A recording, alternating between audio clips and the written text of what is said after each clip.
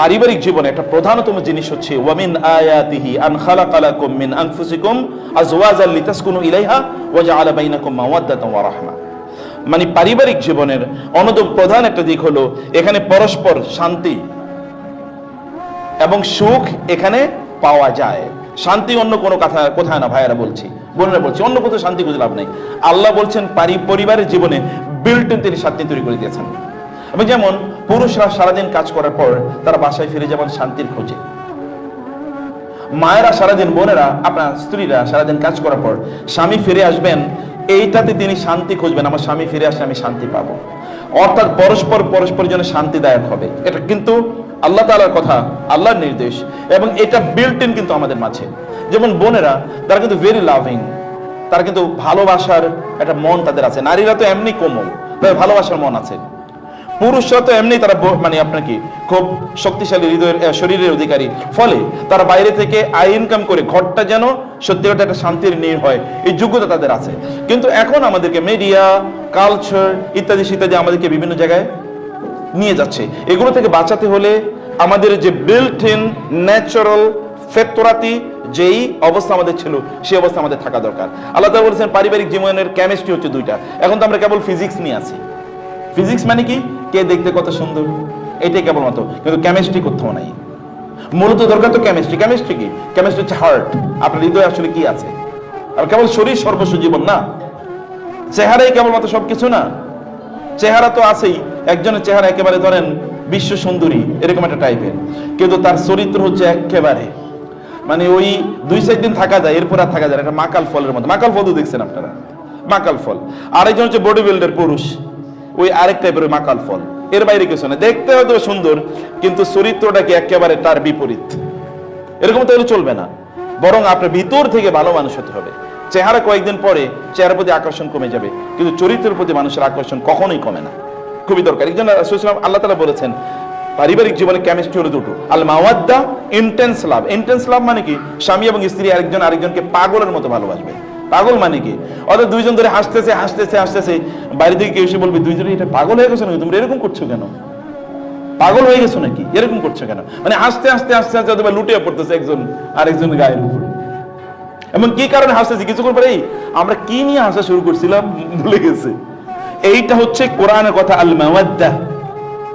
এবং 2 নম্বর হচ্ছে কি, রাহমা। ওয়া জাআলা বাইনাকুম মাওয়াদ্দাতাও ওয়া রাহমা, এবং রাহমা। এবং ইন্টারেস্টিংলি দুটো শব্দ এখানে নাকেরা। নাকের মানে ইনডেফিনিট। আপনি ইংরেজি গ্রামার যারা পড়েছেন, ইনডেফিনিট মানে হচ্ছে নির্দিষ্ট কোনো মাওয়াদ্দা, রহমত না। মানে একজন আরেকজনের প্রতি অনুগ্রহ করবেন। অনুগ্রহ মানে কি, আমি গতকাল একটা ভিডিও দেখছিলাম, ভিডিওতে দেখলাম একজন নারী, তিনি প্রচন্ড বৃদ্ধা, আমার মনে হয় তার বয়স হবে 90, আর তার স্বামীর বয়স 100 সুই সুই।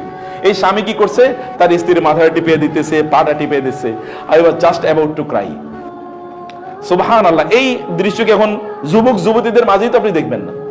এই বিয়ে হয়েছে আমার তো স্টুডেন্ট, এরকম ধরেন হাজার হাজার স্টুডেন্টের বিয়ে হয়েছে আমার। আমি নিজেও কত শত পড়াইছি মনে নাই। বিয়ে হওয়ার 1 মাস পরে আইসা কান্নাকাটি করে, স্যার আপনি তো বিয়ে পড়াই দিয়েছেন, এখন তো আর একসাথে থাকতে পারতেছি না, করণীয় কি। আরে মেয়ে 2-4 বছর তো হানিমুনেই যায়। তাহলে প্রথম দেখে 1-2 মাসের পর থেকে তাদের খোটাখুটি, সিমটি ইত্যাদি শুরু হয়েছে। তাহলে এরা 100 বছর কেমনি জীবন যাপন করলো, একজন আরেকজনকে যে মমতায়, যে ভালোবাসায় একজন আরেকজনের মাথা টিপে দিচ্ছে। বিশেষ করে নারীরা তো একটু দুর্বল হয়ে যায় এই কারণে, কারণ আমাদের দেশীয় প্রেক্ষাপটে এরা প্রচন্ড স্ট্রেস নেয়। এক সন্তান জন্মের স্ট্রেস, তারপরে পারিবারিক স্ট্রেস, আর মহিলাদের তো একটা চরিত্র আছে, তাহলে যে তারা কোনোদিন ভালো খাবে না। সব ভালো খাবারটা সন্তানদের জন্য আর স্বামীর জন্য রেখে দেবে, আর নিজেরা সব পচা গান্দা ইত্যাদি যেগুলো এগুলো খাবে। এটা বোনদের একটা, এটা তাদের হার্টের পরিচয়, কিন্তু হার্টের পরিচয়টা দিয়ে লাভ কি? এটা হচ্ছে ব্রাদারদের আবার প্রবলেম। ব্রাদাররা হচ্ছে তাদের স্ত্রীদের জন্য কি কি লাগবে এগুলো খুঁজে নিয়ে আসা দরকার। তুমি এটা খাও, বসে নিজেরা খাওয়াবে, এই ভালোবাসা তো না। এগুলো আমরা আগে দেখছি, ছোটবেলায় দেখেছি, শুনেছি এরকম ভালোবাসার কথা। এবং ওই জন্য দেখেন আপনি আগের যুগে নারীরা তারা কিন্তু স্ট্রেংথ, যেমন আমার মায়ের বয়স এখন প্রায় 85, 75, 76, 77। আল্লাহর রহমতে এখনো, কালকে আমি রাতটাই তার পাটা একটু শুধু টিপিয়ে দিচ্ছিলাম, এতটুকু, আর আল্লাহর রহমতে ভালো আছেন।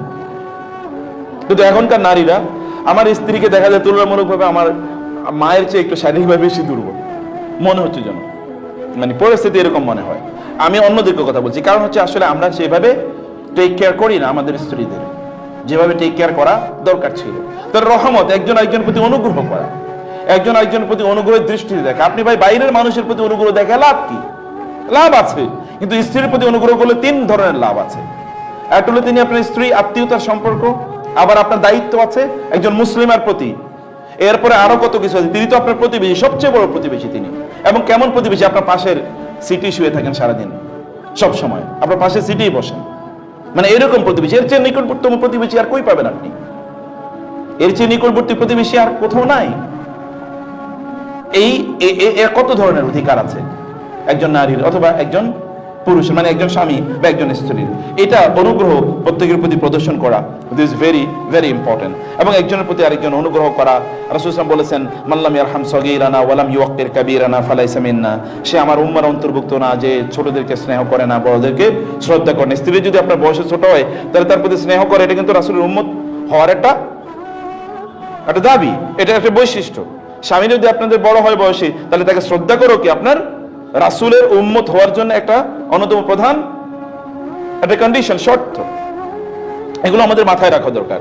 আমি আপনাদেরকে বলবো, বোনেরা বাজারে যাবেন, সুন্দর সুন্দর বই আছে, বিলিভ মি। আমাদের আজকে 2টা বই আছে এখানে। এটা হচ্ছে মায়েরা আসলে সোনালী যুগের এই যে বড় বড় মানে ইসলামিক স্কলার যাদের কথা বললাম, তাদের মায়েরা কিভাবে তাদের সন্তানকে লালন পালন করেছেন তার উপর একটা বই। আর একটা হলো গোটা জীবন জুড়ে নাসিহা দরকার আমাদের, কোন পদ্ধতিতে আমাদের জীবনটা পরিচালনা করবো। দুটো বই আপনারা নিয়ে যাবেন, এটা মাস্ট রিড। বাসায় বসে পড়বেন, বাচ্চাদেরকে নিয়ে পড়বেন, পড়াবেন, এবং অন্যদেরকে আপনারা গিফট করবেন, আত্মীয় স্বজনদেরকে, বোনদেরকে গিফট করবেন, বান্ধবীদেরকে গিফট করবেন। অন্য কিছু গিফট করছেন, হাদিয়া, বই, মানে অন্য কিছু যেটা আপনারা ঈদের সময় দিতেন, বাবাকে বই, 1-2টা বই তাদেরকে দেন, কালচার তৈরি হোক। আমি আমার জীবনে দেখেছি বাংলাদেশের একজন বড় ইসলামী ব্যাংকের প্রতিষ্ঠাতা সহ ইসলামিক ইউনিভার্সিটিগুলোর প্রতিষ্ঠাতার মধ্যে একজন, এত বড় স্কলার বাংলাদেশে খুব কম এসছে। আমাকে বলতে, চাচা আমি প্রতি মাসে 30-40 হাজার টাকার বই গিফট করি। আমি বললাম, সুবহানাল্লাহ, সাদাকায়ে জারিয়ার কি বিশাল বড় কাজ। বান্ধবীদেরকে বই গিফট করেন, তাদেরকে বলেন কিভাবে তারা ভালো মানুষ হবে, আর তারা ভালো মানুষ কিভাবে বানাবে, এটা তাদের মধ্যে তৈরি করা, ওদের মধ্যে সেলফ এস্টিম তৈরি করা, বাচ্চাদের মধ্যে সেলফ এস্টিম। এরপর আমাদের শারীরিক চাহিদা আছে, সেটা তো ভিন্ন বিষয়, সেটা তো, এবং এটাও কিন্তু আমাদের জন্য একটা সাদাকা, এটা ইবাদত, এটাও আপনার নফল নামাজ পড়ার মতো একটা জিনিস, এটাও সাদাকা করার মতো একটা জিনিস।